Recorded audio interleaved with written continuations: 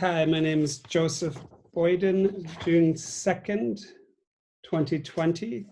I am near a little town named Magnetawan in Ontario, Canada. Hello, Joseph Boyden. Hi, Kerenn, how are you? I'm fine, thank you. And how about you? How are you feeling and what are you feeling towards all we've been living those last months?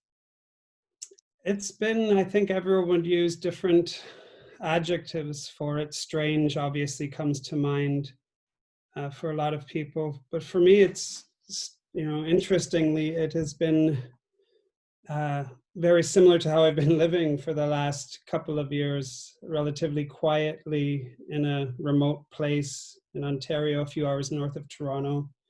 I have two little ones, two infants, and so they take up a lot of my time, my 2-year-old and my 1-year-old, that my partner Laura and I are raising here. And it's rather isolating. But in some ways it's been good. It's been really good for us as a couple and as a family to spend these days 24/7 together.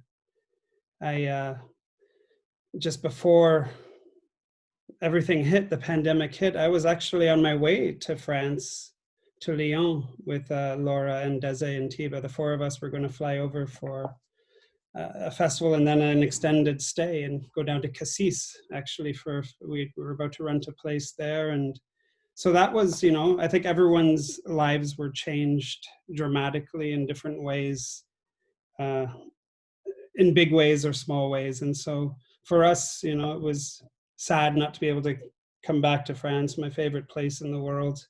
I even have my French pen that I always have with me. So it was sad for that, but the good thing is we always know we will be back.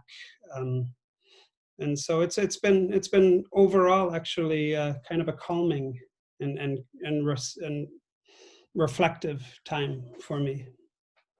Now, as a writer, books and writing are, of course, essential to you. And when you write, you like challenging yourself by confronting yourself to your fears. Would you say that your writing is now influenced by this situation, by all this corona crisis? That's interesting, this idea of writing being, it's already such an isolating experience in so many ways. Sticking to a schedule for me has been really, really important, a writing schedule. I get up very early in the morning at 5 in the morning or so, and I begin to write for a few hours just while it's still quiet. And I think this time to just really kind of reflect and to think about what is most important to my partner, my children, and myself. It is raising my family and writing. And so I've really focused on this novel that I've been working on. And the characters, I know that things are going well when the characters begin to converse with me in a strange way, when the characters start doing things that surprise me as the writer. And so I'm at that stage in the novel where the characters have really come alive for me in my head. I think other writers will understand what I mean.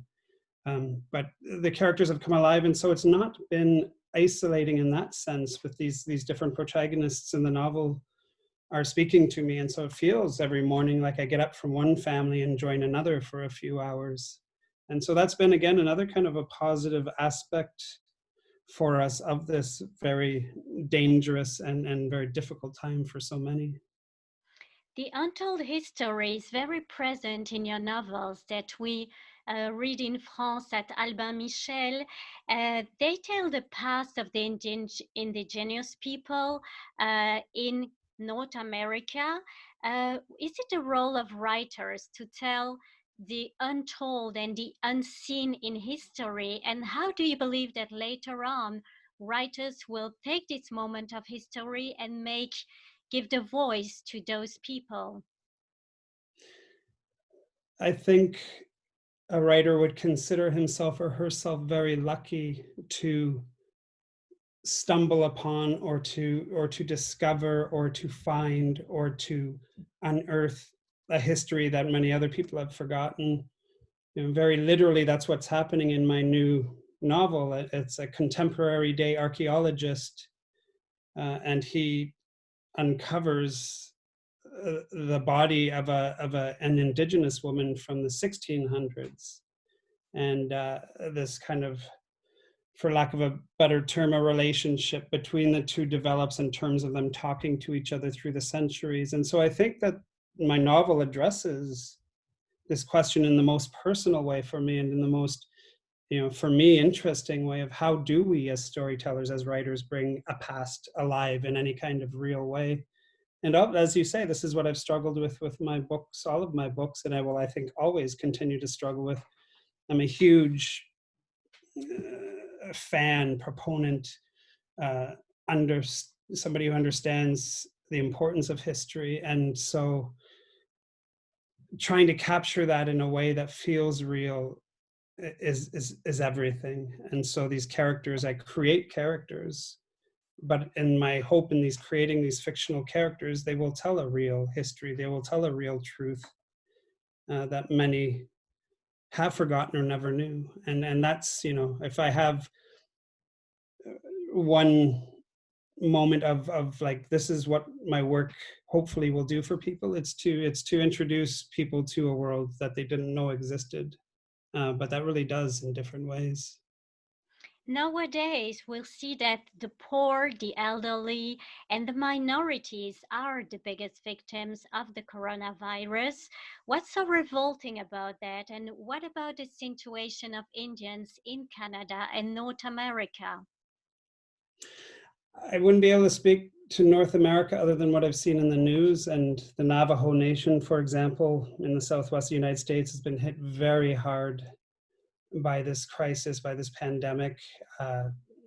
Per capita, I think they're suffering the most cases and possibly deaths of anyone else in the States right now. And that's a difficult thing. The communities I can speak to, the people I know in northern communities that are just remote communities here in Ontario, you either have to fly in by small plane or at this time of year, they're doing okay in terms of they don't have cases that have popped up yet. If they do or did, it could become devastating.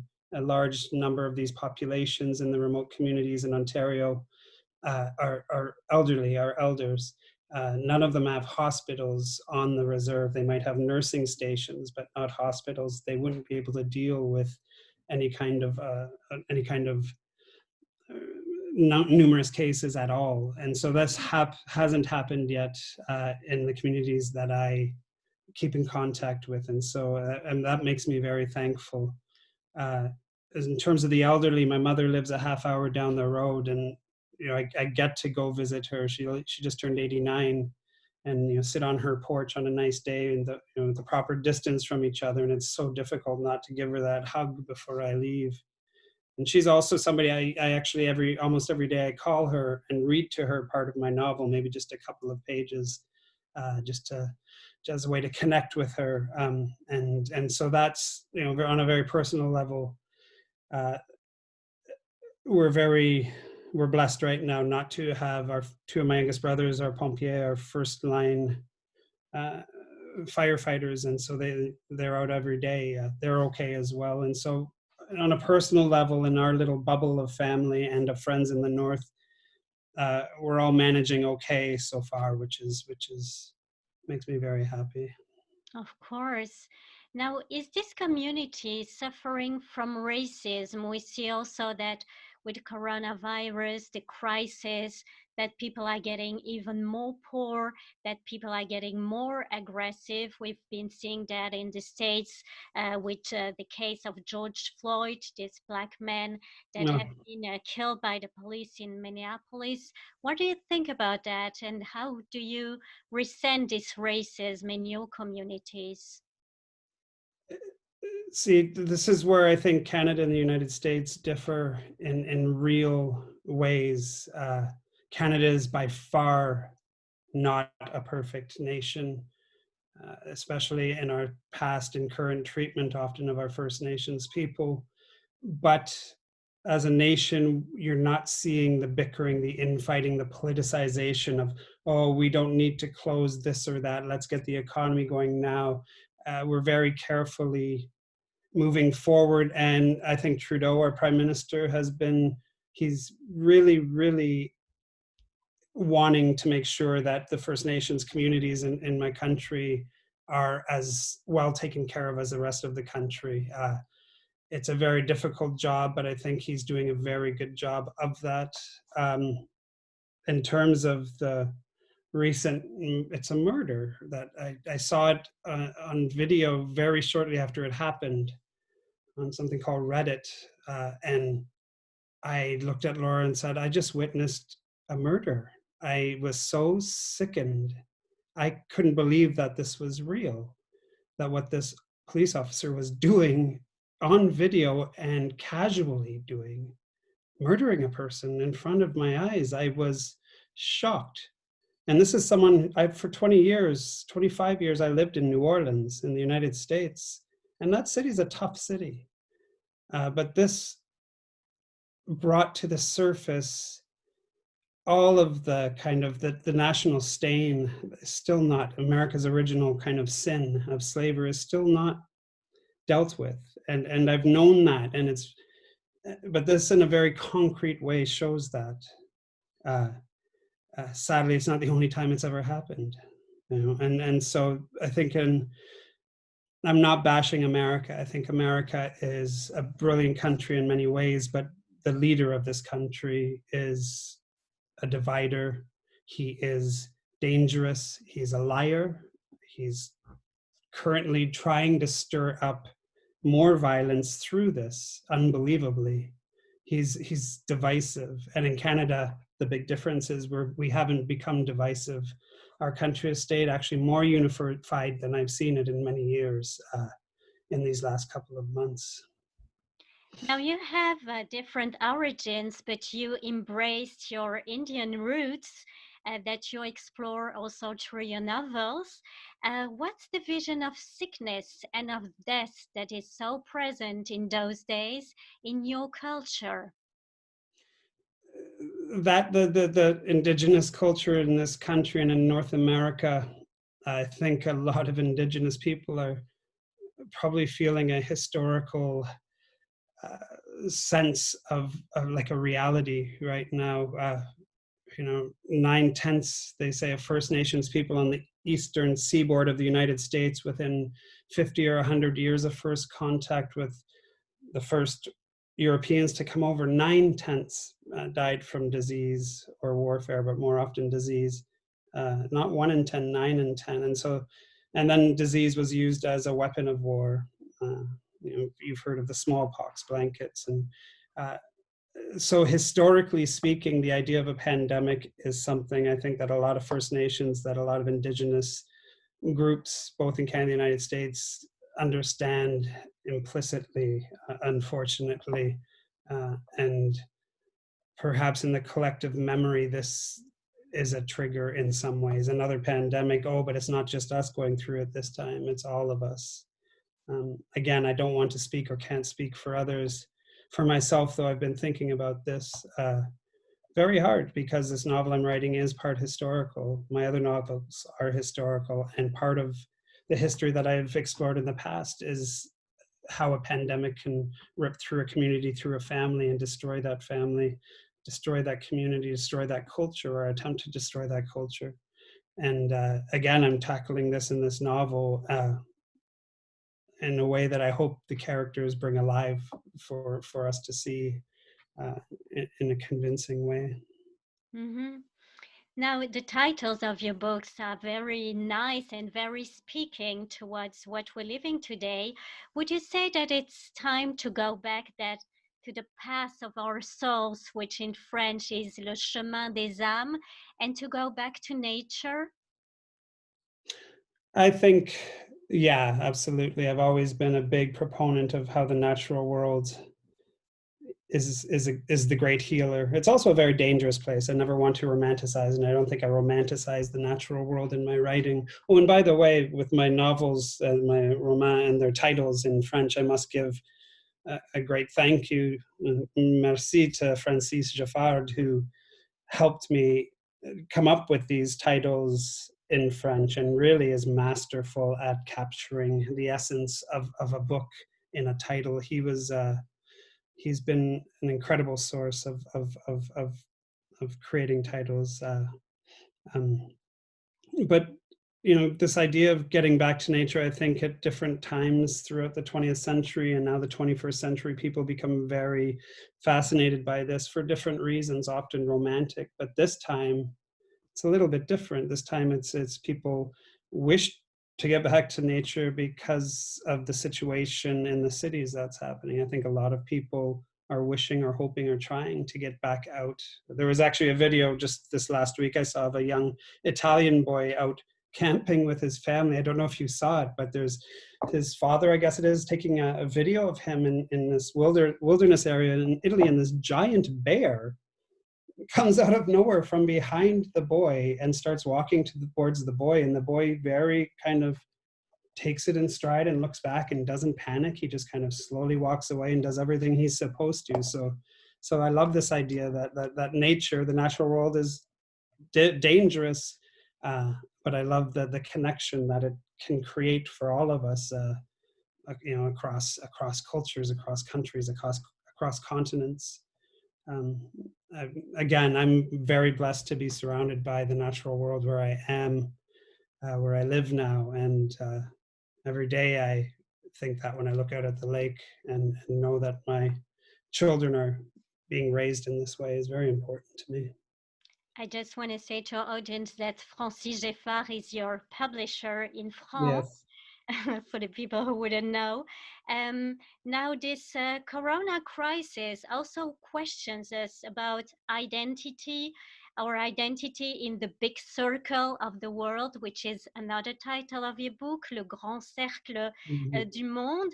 Why are you obsessed with those themes, and why do we have to question ourselves today as human beings? What's our place in this world when we are all attacked by the same enemy? Yeah, and this is, I think you get to something really important. Oh, and by the way, I also have to thank Michel Lederet, who's my translator of Dans le Grand Cercle du Monde, was amazing in translation. Translators of novels are often overlooked, and he's a brilliant one. But back to this idea of the bigger circle of the world, something like a pandemic means it is struck all aspects of the whole, the earth, and it is either the great unifier or the great divider. I think all of us watched Italy at first with horror, and then just going, wow, look at how they will stand on their balconies and serenade the frontline workers. Look at how people, through the worst of it and the most rough of it, gather together in any way they could, and that's through song and through music. So I really do believe, it brings out the best in us in some ways. The people who are first responders, like my two younger brothers, the people who are the frontline workers, the doctors. We all are so thankful to them. And there's not a person, I don't think, who would say they're not doing a good job. But it's also brings out the worst of us. And I think, again, the most powerful man in the world is bringing out the worst. He's showing what the worst is. I don't even like to use his name anymore. I so dislike this president and his actions and his way of thinking and his divisiveness. And we're better than that. We're bigger than that. I help run a camp for Indigenous youth in Northern Ontario in the far north. It's a remote camp called Camp Onikawana. In 4 seasons of the year, we bring youth out. Almost 1,000 youth a year come to visit this very remote place in the wilderness and learn skills like fishing and trapping and how to build a fire and a winter shelter. And I was there this winter. I came out of the bush and out of the camp to the very first day that the World Health Organization declared that this was a pandemic. And I haven't been able to go back to the camp since. And children are not going to be able to go back to that camp until, I'm guessing, a cure is found for this. It's going to be months and months, if not another year or two. And so that's a very difficult thing to lose something so important, and for youth to lose something so important. And this is just in my world.